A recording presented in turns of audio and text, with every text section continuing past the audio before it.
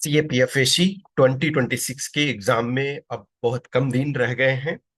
तो आप लोग में से जो सीरियस कैंडिडेट्स हो, वो आई एम होपफुल कि टेस्ट आप लिख रहे हो जहां भी आपको सुविधा है, या खुद से ही आप प्रीवियस ईयर पेपर्स वगैरह भी लिख रहे हो। तो कुछ टॉपिक्स जो है एवरी ईयर मैं प्रोवाइड करता हूं आपको, तो इस ईयर लेट हो गया और उसके लिए सॉरी। तो मैं 100 टॉपिक्स आपको प्रोवाइड करूंगा। तो आज का जो वीडियो है इसमें आपको 25 टॉपिक्स ये होंगे, और वैसे ही अगले 4 दिन में, यानी कि नेक्स्ट टुमारो 25 25 25, तो 4 दिन में आपके 25 25 ये कर दूंगा।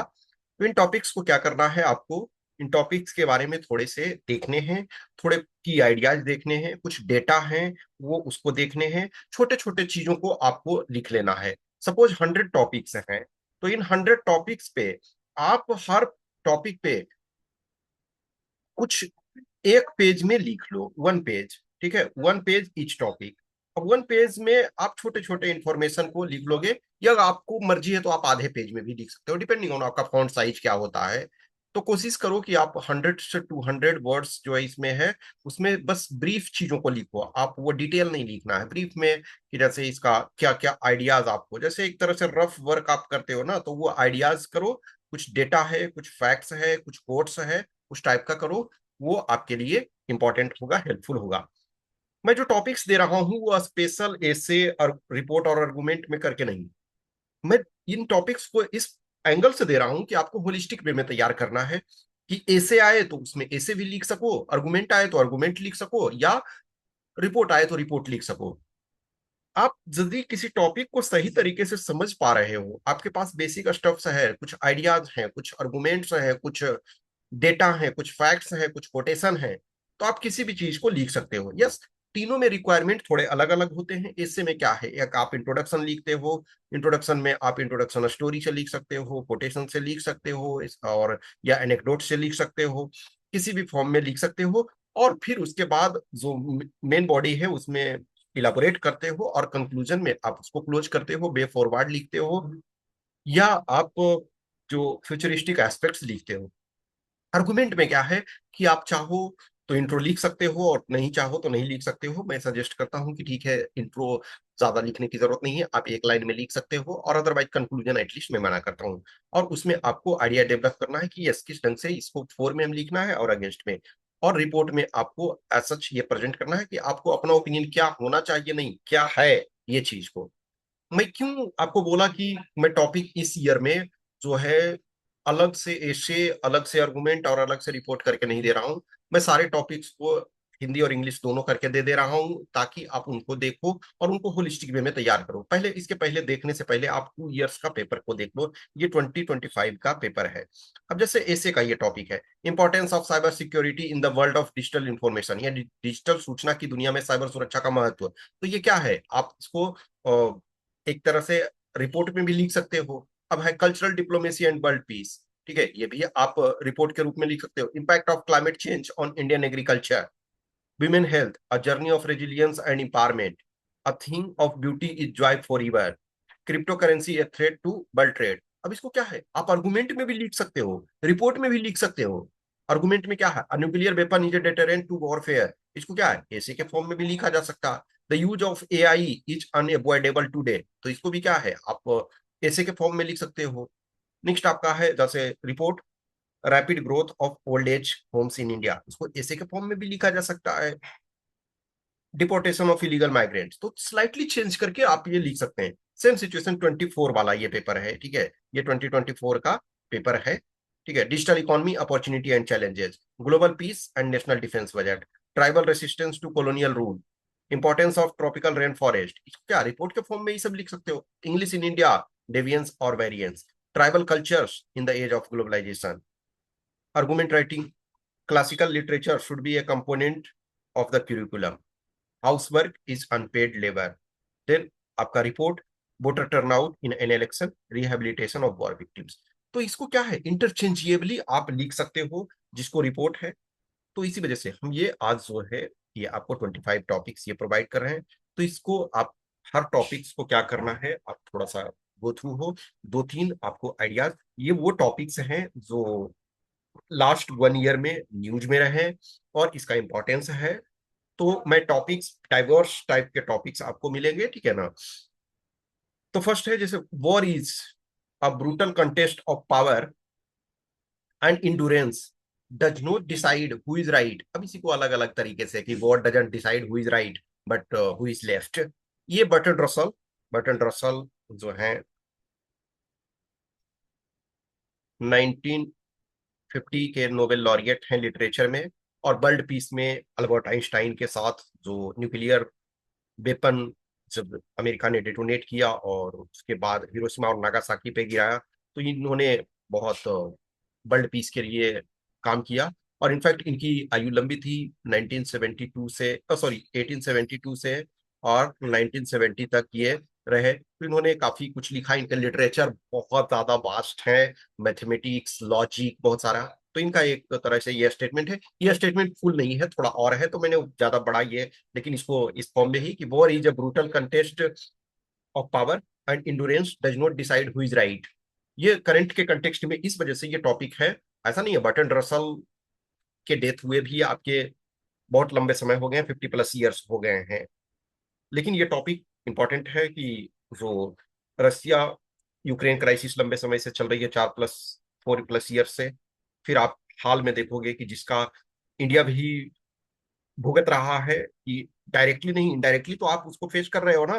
जो आपका ईरान और यूएस इजराइल का जो कॉन्फ्लिक्ट है, वॉर है, वो उसमें क्या है, भारत ने भी, आप एलपीजी क्राइसिस देखोगे, अभी भी क्राइसिस चल रही है।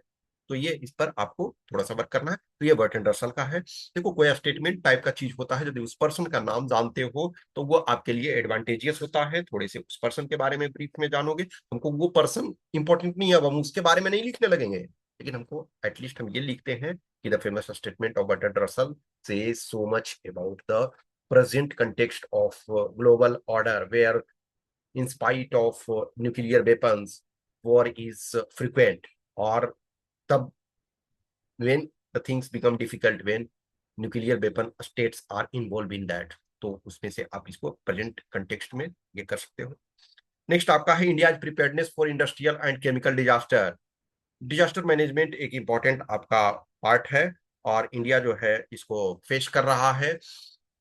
तो आपको जो है ये जानना है, ठीक है ना।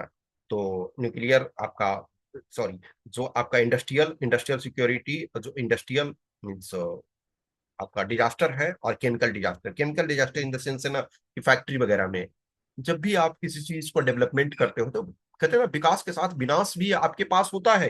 विकास जब कर रहे हो तो आपके आपदाएं हैं, और ये इंपॉर्टेंट ये भी हो जाता है, जैसे हम न्यूक्लियर एनर्जी को डेवलप करते हैं तो आपके पास थोड़े से रिस्क होते हैं। बहुत बार जैसे जो न्यूक्लियर जो आपके इंडस्ट्रियल सेक्टर में आग वगैरह लग जाते हैं, फायर सेफ्टी और ये सब जो है इसके संबंध में आपको करना है। नेक्स्ट आपका technology as an important enabler to women empowerment. Women empowerment देखो एक इंपॉर्टेंट टॉपिक हमेशा रहता है। तो प्रौद्योगिकी महिला सशक्तिकरण का एक महत्वपूर्ण सहायक कारण है, और यानी कारक है, कह सकते हो कारक, ठीक है। तो आप वो इंपॉर्टेंट इनेबलर है, वो कैसे आपका हेल्प करता है टेक्नोलॉजी जो है। अभी सुप्रीम कोर्ट के भी जो है इस पर ऑब्जर्वेशन है, तो काफी इंपॉर्टेंट हो जाता है, ठीक है। नेक्स्ट आपका है emergence of India as a balancing global power. तो एक तरह से इंडिया जो है हाल के दिनों में जो ग्लोबल साउथ है, तो ग्लोबल साउथ में इंडिया एक इमर्जिंग पावर के रूप में है। और भारत ऑब्वियसली देखो, अभी फिलहाल एक समय था कि भारत फोर्थ लार्जेस्ट इकोनॉमी हो गया था, अभी फिलहाल देखो तो सिक्स लार्जेस्ट इकोनॉमी है। और अब 5 6 4 5 6 में बहुत ज्यादा का डिफरेंस नहीं है। इनफैक्ट देखा जाए 3 4 5 6 जो है ये आपके ऐसे हैं जहाँ की थोड़े थोड़े डिफरेंस है, और भारत के पास ये क्षमता है, और आगे आने वाले दिनों में इंडिया थर्ड जो है वो हो जाएगा। तो हम ऐसे सिचुएशन में एक बैलेंसिंग पावर के रूप में, हम एक बड़े मार्केट के रूप में है, इंडिया लार्जेस्ट वर्ल्ड की फंक्शनिंग डेमोक्रेसी है, प्लस हमारा जो सॉफ्ट पावर के रूप में हम हमारा क्रेडिबिलिटी है। तो इन सब के चीजों में जो है भारत कैसे एक संतुलनकारी शक्ति के रूप में उभर रहा है। नेक्स्ट आपका cities are engine of India's future growth. Bharat का जो फ्यूचर ग्रोथ है, दुनिया का कोई भी कंट्री देखो, आप एग्रीकल्चर यानी कि जो प्राइमरी सेक्टर है इकोनॉमी का, प्राइमरी सेक्टर से सेकेंडरी सेक्टर, सेकेंडरी से टर्शियरी, और अर्बन एरिया जो है, आप फिलहाल लंबे समय तक, फ्यूचर में अगले 200 साल बाद क्या होगा वो तो दूसरी चीज है, लेकिन अभी अगले आने वाले सो मेनी ईयर्स, यानी हम लोग के अपने लाइफ टाइम में जो है अर्बनाइजेशन जो है वो बढ़ता रहेगा। और ये एक भविष्य के विकास का इंजन है। आप किसी भी एरिया में, किसी भी स्टेट में विदाउट अर्बन एरिया को डेवलप किए हुए आप अधिक डेवलपमेंट प्राप्त नहीं कर सकते हो। बिहार आज पिछड़ा स्टेट है, क्यों? क्योंकि यहाँ अर्बनाइजेशन हुआ नहीं है। देखो 2011 2011 सेंसस के अनुसार बिहार में जस्ट 11.3% लोग जो हैं वो अर्बन एरिया में रह रहे थे, मीन्स गवर्नमेंट डेटा के अनुसार। और वहीं भारत का 29 पॉइंट समथिंग या 30 पॉइंट समथिंग जो भी होगा, एग्जैक्ट मुझे अभी ध्यान नहीं आ रहा। तो भारत का 30% और बिहार का 11%। तो समझ सकते हो कि बिहार का पीछे पड़ का कारण है। महाराष्ट्र आप देखो, महाराष्ट्र की जीडीपी हायर है। आप देखो यूपी, यूपी का जीडीपी बढ़ रहा है, तो क्या है, अर्बन एरिया काफी उसमें कंट्रीब्यूट कर रहे हैं। आप तमिलनाडु को देखो, आप कर्नाटका को देखो, कर्नाटका में सबसे ज्यादा जीडीपी कहाँ से आ रहा है? बैंगलोर से आ रहा है। तो आपका नेक्स्ट आपका बीबीजी रामजी, यानी विकसित भारत गारंटी फॉर रोजगार एंड आजीविका मिशन ग्रामीण। तो ये आपका विकसित भारत रोजगार एवं आजीविका मिशन, ये आपके लिए इंपॉर्टेंट है क्योंकि इसमें काफी चेंजेज हुए हैं। तो आपका इस पर रिपोर्ट भी लिखने के लिए आ सकता है, ठीक है ना। नेक्स्ट आपका increase importance of care economy in globalised world. जो केयर इकोनॉमी का मतलब है कि जो जनरली ओल्ड एज पीपल हैं, ओल्ड एज पीपल का केयर के लिए, अभी जैसे भारत अब है, अभी भारत यंग है, अभी हमारे पास डेमोग्राफिक डिविडेंड है, लेकिन अब बहुत सारे लोग हैं जो, देखो भारत में यदि 10% लोग, कि 10% लोग सीनियर सिटीजन हैं, तो 10% भी तो कई सो मेनी कंट्रीज के पूरा पॉपुलेशन से ज्यादा हमारे पास है। तो ये इसका जो है आगे आने वाले दिनों में इसका इंपॉर्टेंस बढ़ता जा रहा है। जैसे जापान वगैरह जो ऑलरेडी बूढ़ा हो चुका है, तो जापान में ऑलरेडी बहुत ज्यादा जरूरत इसकी है, लेकिन भारत में भी एज ए इमर्जिंग ये है, इंपॉर्टेंस हो रहा है। नेक्स्ट आपका mental health is emerging as silent pandemic for India. जो भारत में मानसिक स्वास्थ्य एक मुख्य महामारी के रूप में उभर रहा है। अभी जो सोशल मीडिया है, सोशल मीडिया के कारण जो ना बहुत सारे लोग फिलोसफिकल जोम्बी के रूप में इमर्ज हो रहे हैं। ठीक है, इसका डिटेल कंसेप्ट आपको जानने की जरूरत नहीं है। फिलोसफिकल जोम्बी मतलब ये है ना कि देखोगे बहुत सारे यूथ को मैं देखता हूँ, बहुत सारे बच्चे हैं, एक हाथ में मोबाइल रखे हुए हैं, दूसरे हाथ से कुछ कर रहे हैं। कभी मैं देखता हूँ कि वो ब्रश करने गए हैं, टैप को खोल दिए हैं, फिर वो मोबाइल को देख रहे हैं, या कुछ कर रहे हैं, खाना खा रहे हैं, तो एक तरफ वो मोबाइल को देख रहे हैं। और बहुत सारे इशूज हैं। तो और बहुत बार हम जो दूसरे को देखते हैं, दूसरे की लाइफ को देखते हैं, तो रियल लाइफ एक देखते हैं तो लगता अच्छा, बहुत अच्छा इनका चल रहा, फिर उसके चलते हम फ्रस्ट्रेट होते हैं। बहुत बार किसी चीज को हमने किया, सोशल मीडिया पे पोस्ट किया, उसमें लाइक नहीं आ रहे हैं, उसमें जो व्यू कम है, तो बहुत बार तो सो मेनी थिंग्स है जिसके कारण ये प्रॉब्लम इमर्ज हो रहा। नेक्स्ट आपका custodial torture is a blot on our democratic setup. देखो हाल में आपने इस ईयर में तमिलनाडु में देखोगे कि जो एक फादर एंड सन थे, तो उन्होंने जो लॉकडाउन के टाइम में अपने दुकान को खोला हुआ था, तो जो भी थोड़े देर तक खोला हुआ था, उसके कारण उनको तमिलनाडु पुलिस ने पीट पीट करके मार दिया। आप किसी चीज के लिए सोचो, उस दिन अभी जिस दिन उनको सजा सुनाया गया, यानी कि डेथ पेनाल्टी, उन लोगों को, जो लोग उसमें इन्वॉल्व थे, तो एक गुस्सा, फ्रस्ट्रेशन और रोना, ये सब आ रहा था। एक तो जो एक पर्सन, थिंकिंग पर्सन है, जिनको सोच सकते हो, तो ये कितनी बड़ी दुख की बात है कि किसी को उस चीज के लिए आप अपने ईगो सेटिस्फाई करने के लिए, या एटीट्यूड में या एंगर में, आप उसको, एंगर इन द सेंस है कि ऐसा नहीं है कि उसको एक बार में आपने किल कर दिया, आप उसको कंटिन्यूअस टॉर्चर करते करते और फिर उसको आपने मार दिया। तो ये हमारे लिए एक बहुत बड़ा दुर्भाग्य है, ठीक है। नेक्स्ट आपका है right to health should be made a fundamental right in India. अभी इसको देखो, ये आर्गुमेंट का टॉपिक भी का हो सकता है, ठीक है ना। तो हम इसी एंगल में देखते हैं। नेक्स्ट आपका है importance of soft power in fragile world affairs. आज के जो अस्थिर वैश्विक परिस्थिति है उसमें सॉफ्ट पावर का महत्व क्या है। Is India ready for one nation one election, तो ये भी आर्गुमेंट का टॉपिक हो सकता है ना, ठीक है। Next India performance in women empowerment in recent time, जो भारत का जैसे देखोगे कि जो आपका रैंकिंग है वो बहुत खराब है इन सारे चीजों में। तो जो लैंगिक असमानता है, यानी जेंडर इनइक्वालिटी है, उसमें आपका इंडिया का रैंक 131 है, तो ये बहुत बुरा है ना। तो इस संबंध में आपको ये जानने की जरूरत है। नेक्स्ट आपका India as a country with 100 Ramsar site, साल में 3 to 4 ईयर्स में रामसर साइट्स में काफी नंबर में इंक्रीमेंट हुआ है। और ये एक इन्वायरमेंटल दृष्टिकोण से ये एक अच्छा चीज है, एक गुड इनिशिएटिव है कि भारत जो है रामसर साइट इसमें इंक्रीज हुए हैं। तो जो भारत में हाल के दिनों में देखोगे कि 3-4 साल पहले बहुत कम थे, लेस देन 50 थे, और वो अभी 100 हो गया है। तो भारत दुनिया का तीसरा largest number of Ramsar sites हैं, तो ये एक हमारे लिए अच्छी बात है। तो आप ऐसे इसके संबंध में जानो, ठीक है, तो इसका रिपोर्ट भी आपका आ सकता है, ठीक है। Is India harnessing it's demographic dividend, जो भारत अभी कहते हैं ना कि हमारे प्रधानमंत्री कहते हैं कि भारत जवान है, India is a young country.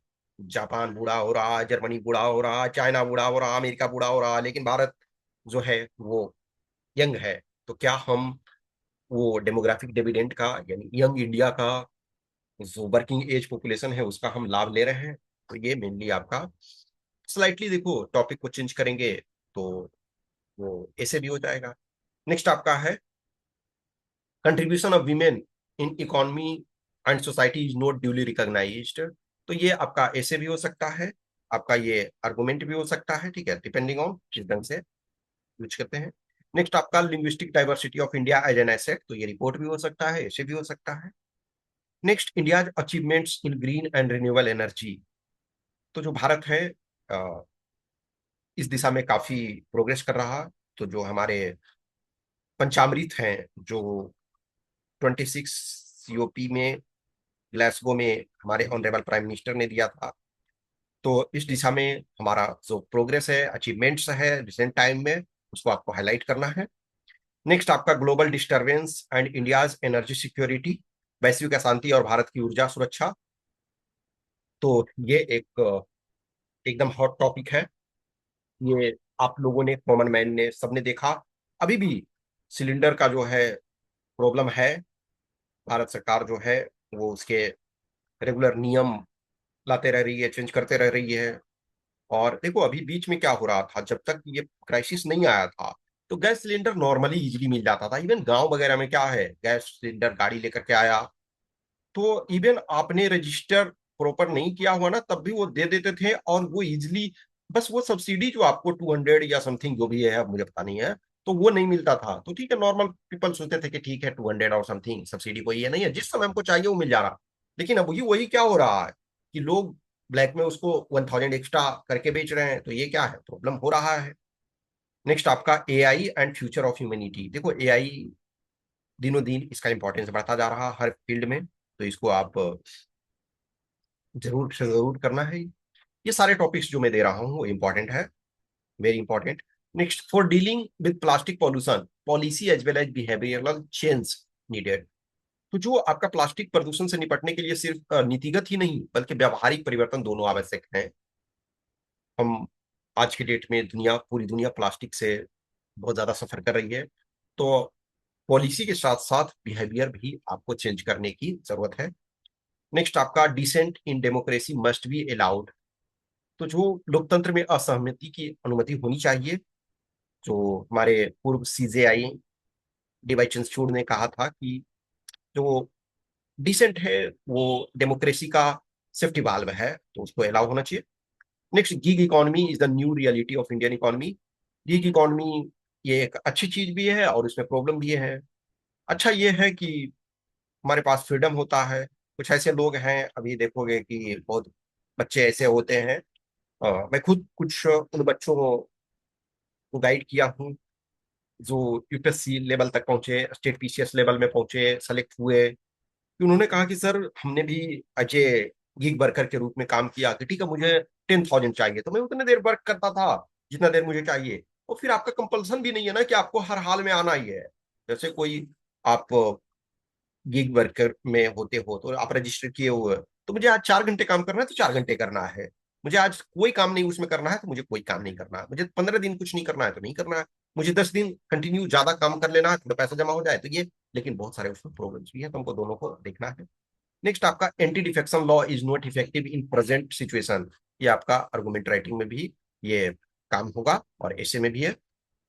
अभी देख रहे हो कि हर दल से टूट करके जो है वो बीजेपी में आ रहे हैं, चाहे वो शिवसेना का देखो, एक बार पहले ही एक नाथ शिंदे ग्रुप अलग हुआ था, फिर शिवसेना ये टूटा, फिर देखो आम आदमी पार्टी के लोग राज्यसभा में आए, अभी देखो तृणमूल कांग्रेस जो 15 साल से ममता दीदी पावर में थी और अचानक पावर जाने के जस्ट विद इन 1 मंथ में बहुत सारी चीजें स्पॉइल उनका हुआ।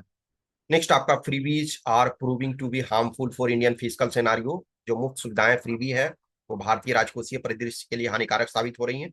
तो ये 25 टॉपिक हैं, 25 टॉपिक्स हैं, उनको वर्क करो और इनको एग्रीगेट में लो। मैंने इस वजह से बोला है कि मैंने सबको हिंदी और इंग्लिश दोनों करके दिया है, लेकिन ये नहीं समझो कि सिर्फ ये हमको इस ढंग से प्रिपेयर करना है कि हमको सही तरीके से समझना है इन टॉपिक को, हमको आइडियाज जनरेट करने हैं, प्लस उसके बाद हम ऐसे आए तो ऐसे के फॉर्म में लिख सकते हैं, आर्गुमेंट आए तो आर्गुमेंट के फॉर्म में, रिपोर्ट आए तो रिपोर्ट के फॉर्म में। तो होलिस्टिक आपका प्रिपरेशन जरूरी है हर टॉपिक के लिए।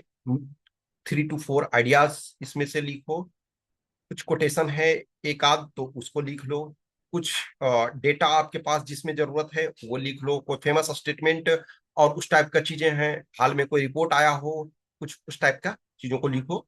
तो आप हर टॉपिक के लिए 1 पेज या हाफ पेज, डिपेंडिंग ऑन कि आपका फॉन्ट साइज क्या होता है। कुछ बच्चे होते हैं जिनका फॉन्ट साइज बड़ा बड़ा लिखते हैं, तो कम वर्ड्स आप 1 पेज में लिखोगे तो आपके लिए 1 पेज जरूरत है। कुछ बच्चे होते हैं छोटे छोटे फॉन्ट साइज लिखते हैं, तो उनके लिए हाफ पेज जरूरत है, ठीक है ना। तो आप वैसा करो। और नेक्स्ट 25 टॉपिक्स टुमारो दूंगा और इसे ही 100 टॉपिक्स आपको दे दूंगा, ठीक है। कुछ क्वेश्चंस क्यूरी डाउट्स है तो आप मैसेज कर सकते हो, कमेंट कर सकते हो। और जिनको भी अभी भी 1 2 टेस्ट लिखना है तो जरूर लिखो। और इनफैक्ट देखो, राइटिंग की प्रैक्टिस है या पेपर 1 का सोल्व करना है क्वेश्चंस, वो लास्ट मोमेंट तक करते रहो। हाँ, अब आप किसी के पास टेस्ट जो है सपोज पेपर 2 का है, तो वो ऐसा नहीं है कि कल एग्जाम है और आज आप उसके पास, वो तो नहीं कर सकते हो, लेकिन खुद से तो कल भी पेपर यदि कल है तो आज भी लिख सकते हैं, तो हम अपने से तो लिख ही सकते हैं ना। तो प्रैक्टिस आप करते हो, चाहे पेपर 1 हो पेपर 2 हो, वो आखिरी मोमेंट तक अपना करते रहो, रिवीजन करो, प्रैक्टिस करो। अभी 2 ही चीजें, नई चीजें, अब ज्यादा कुछ भी नहीं करने। देखो ये वो जो टॉपिक्स मैं दे रहा हूँ, तो बहुत सारे बच्चे जो आपने पढ़ा हुआ है, तो ये वो टॉपिक्स हैं जिनको आपने कहीं ना कहीं किया हुआ है, तो अब फिर से आप इनको एक बार ऐसे हम छोटे छोटे रिवीजन के तौर पे ही, ऐसा नहीं है कि अब हम इसको ये इन सारे टॉपिक्स में कोई भी आपने सुना ही नहीं, ये वो टॉपिक्स हैं जो लास्ट 1 ईयर में न्यूज में आपने देखा है, तो उनको थोड़े थोड़े से चीजों को वर्क कर लो, ठीक है। और फिर बाकी 25 जो है नेक्स्ट अभी कल देंगे, ठीक है। Thank you.